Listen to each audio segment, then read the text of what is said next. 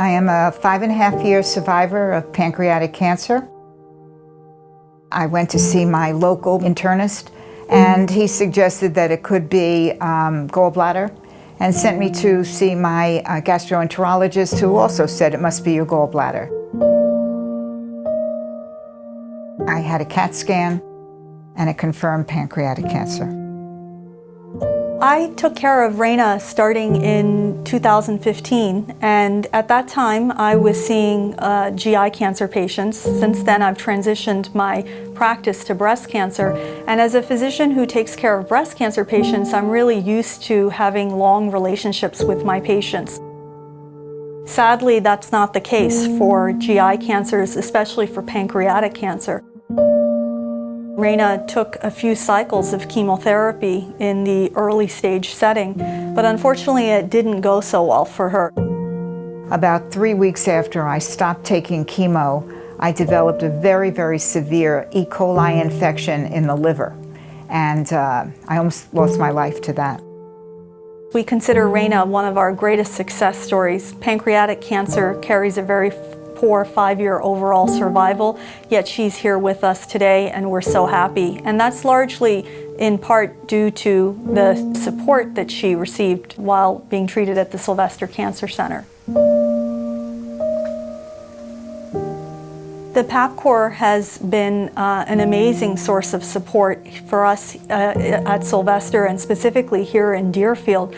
We're really excited about the Garden of Hope that is about to get started in construction. It'll mean so much for our patients and for our families and for even all of the providers and staff here. So the Garden of Hope was created as a place of peace and tranquility. And as soon as you leave the doors of Sylvester Deerfield, you will see the dedication of benches and walk a path to a beautiful garden area that incorporates a fountain, benches, and incredible foliage. Believe it or not, this is where this Garden of Hope is going to be, and it's going to be beautiful. So you have to use your imagination right now about how this piece of property is going to be transformed into this beautiful Garden of Hope. When my husband was getting his chemo at Deerfield Beach, and we were there together, and there was basically nowhere you could even take a break. If we had had the Garden of Hope there at the time, we would have been able to step out the door, take a deep breath, see some beauty, and come back in again, and then face what you had to do. In 2007, my husband was diagnosed with renal carcinoma, and it was one of its worst varieties. 2 years later, he succumbed to that cancer. So the Garden of Hope would provide a place where a person can sit and just talk to the universe around. A beautiful place. And a bench is a place where people sit. So providing a bench is an honor and a pleasure. And I'm sure Chris will be smiling when the bench, comes to be. You know, the Garden of Hope is just a fantastic idea. It's something very important to the Cancer Center. It's something very important. My wife and I have a brick, and so we've dedicated that to all the patients that we've taken care of and family members.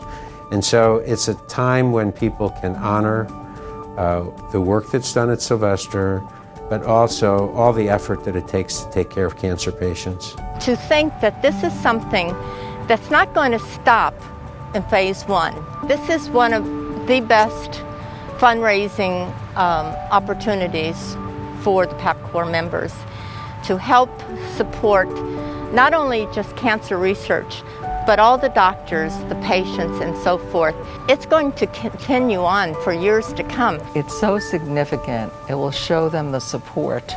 All they have to do is look at the ground. They will see all the bricks of dedication, dedicated so that they could become the next survivor. I see us continuing to work with Sylvester as the demographics change, as we go forward.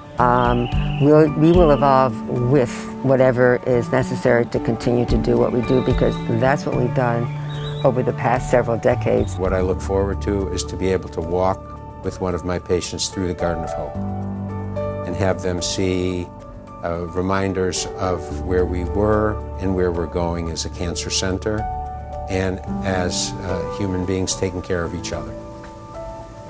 Our hope is that years from now, this clinical environment won't be necessary for cancer.